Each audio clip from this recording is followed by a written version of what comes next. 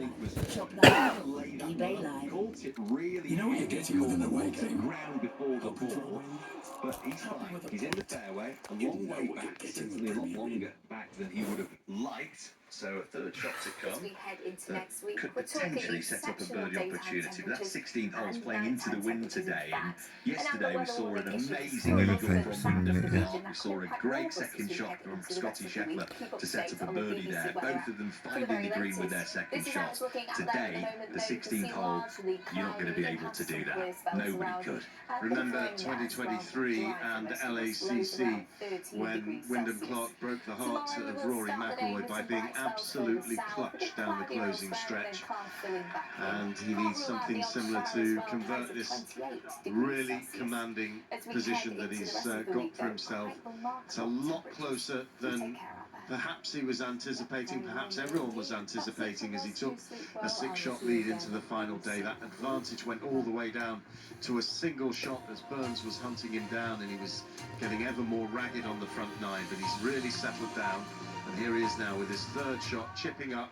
Oh, that one's just gone on to a rather less comfortable distance, 6-7 feet to save par. If he does make that, then he'll feel very comfortable about life with 5 holes to play with a 3-shot lead. If he misses it, then it gets very tense.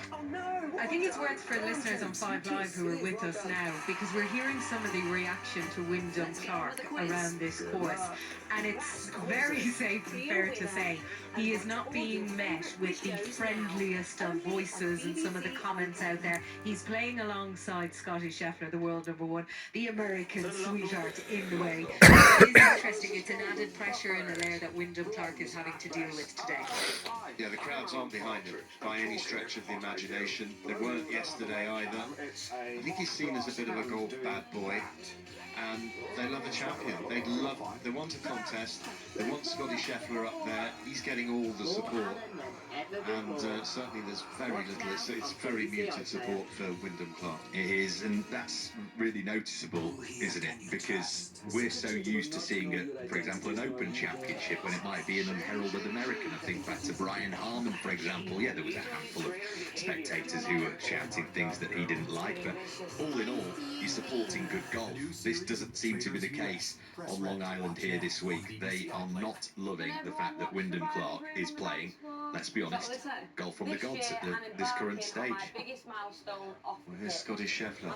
This would put a cat among the pigeons. He had so many putts from this kind of distance, around about 20 feet. This is for the birdie opportunity. Needs it, and it's just turned away at the very end, and he turns round and says, how many times can this happen to me? That's what was written all over his thunderous face there, and he taps it in and gives a scornful look at the hole and the contours around the hole.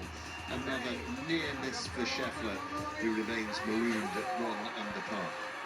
Well, I thought that was it, and he just didn't have enough pace. He might rue the fact that it missed Ian, but that was, I think, just lacking a little bit of pace and authority. And that's what's been missing, isn't it? Yeah, just that pace of the hole. Yeah, just dribbled off. On these crusty greens, we've seen that so often from so many players. Clark doing it better than most at the moment. The third shot returns then a long way back at the 16th. That was a mid-iron into that green. It's a really good one. Straight at the pin again. He's got eyes for flags and flags only. A birdie putt to come for Sam Burns. He's at 2 under, but to get to 3 under from around 15 feet. But this at the 13th pin is huge for the leader.